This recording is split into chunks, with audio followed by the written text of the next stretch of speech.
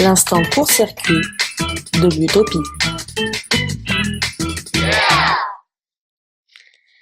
Et oui, je vais vous parler de coopération pour faire écho un peu à notre ami Anthony. Alors la coopération, effectivement, comme le disait Barbara, un moteur d'une économie repensée. Alors, certains disent l'humain d'abord, ou d'autres s'exclament une économie qui a du sens. Tous font écho à une aspiration majeure. Repenser l'économie en l'envisageant plus juste, plus humaine, plus tournée vers l'intérêt général, pour mettre de côté une économie dirigée vers le profit individuel. On retrouve aujourd'hui ces revendications dans des organisations comme les associations ou les coopératives. Dans ces organisations dites de l'économie sociale et solidaire, le profit ne sert pas l'intérêt individuel, il ne sert pas l'intérêt de quelques actionnaires, au contraire, il est réinvesti dans l'organisation pour servir son développement. Ce n'est donc pas la recherche du profit personnel qui guide l'engagement, mais c'est la réussite collective du projet. En fait, coopératives et associations, elles structurent l'ensemble de leur fonctionnement autour de la coopération. Au sein de ces organisations, c'est pour ça qu'une personne égale une voix. Ce n'est pas la détention de capital qui va coordonner le pouvoir, mais bien l'engagement dans le projet. Ce sont donc des organisations qui sont démocratiques. Et organisées démocratiquement, elles servent l'intérêt collectif des membres qui sont engagés à l'intérieur. Alors, quelles sont ces racines de ces coopératives et de ces pratiques coopératives dans l'économie ? Historiquement, la coopération a toujours existé. Elle a connu son heure de rayonnement en France avec le mouvement associationniste qui a pris forme au début du XIXe siècle. Ce dernier s'est structuré dans le terreau d'une paupérisation ouvrière qui a entraîné des pratiques de solidarité entre les ouvriers.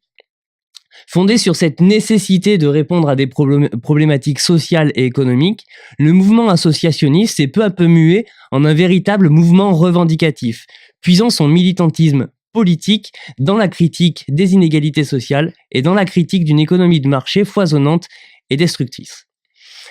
Ce véritable laboratoire d'expérimentation économique que fut le mouvement associationniste a fait naître des pratiques démocratiques particulièrement vives et fertiles qui ont débouché notamment sur les premières organisations d'éducation populaire ou sur les premières coopératives de production, les premières coopératives agricoles.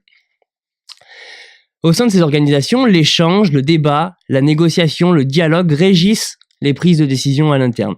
L'information est partagée, tous les enjeux sont discutés et la décision est prise collectivement. Au milieu du XIXe siècle, ces pratiques coopératives en France sont à leur apogée. Les ouvriers et les républicains s'allient, les revendications citoyennes se multiplient, les ouvriers réclament une république sociale et le droit de s'associer entre eux pour jouir directement du bénéfice de leur travail. Ces idées associationnistes s'affirment alors au grand jour, mais l'ordre conservateur, libéral et capitaliste qui se voit menacé sanctionne et éradique les tenants de ce mouvement associationniste, ouvrier et républicain. Cette histoire associationniste, elle nous enseigne deux choses. D'abord, il est possible d'étendre la coopération et donc la démocratie à toutes les sphères de la société, que ce soit dans l'éducation, pour la consommation, pour la production.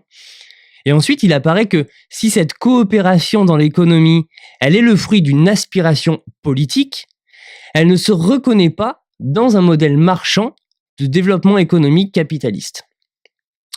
Et la coopération dans l'économie, c'est donc une remise en question des pratiques capitalistes, c'est une première main tendue à la démocratisation de la société, à condition qu'elle ne soit pas seulement un écran de fumée discursif qui passe par le dialogue, mais bien une pratique citoyenne quotidienne qui soit guidée par un horizon de transformation sociale, l'approfondissement et l'extension de la démocratie.